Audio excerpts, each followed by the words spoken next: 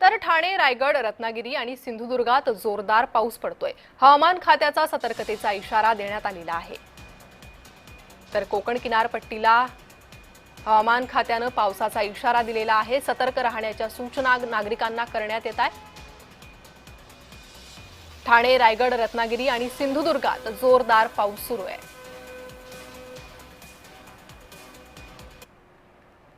आज 18 तारखेला पालघर आणि सिंधुदुर्ग सोडून संपूर्ण कोकणामध्ये रेड अलर्ट जारी केलेला आहे। इन्क्लुडिंग मुंबई, ठाणे, पालघरला ऑरेंज अलर्ट आहे।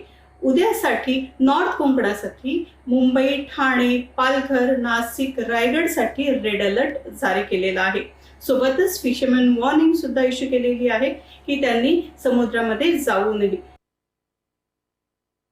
आपण बघतोय आज सकाळपासून मुंबईमध्ये संततधार सुरू झालेली आहे आणि याच्या मागचं कारण म्हणजे बंगालच्या उपसागरामध्ये जी कमी दाबाचं क्षेत्र निर्माण झालं आहे आणि त्याच्यासोबतच ईस्ट वेस्ट शिअर झोन तयार झालेला आहे।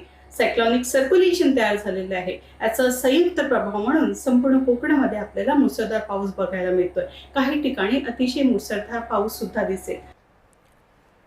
तर हवामान खात्याकडून हा सतर्कतेचा इशारा देण्यात आलेला आहे। राज्यातील अनेक ठिकाणी आज रेड अलर्ट जारी करण्यात आलेला आहे। काही ठिकाणी ऑरेंज अलर्ट जारी करण्यात आलेला आहे।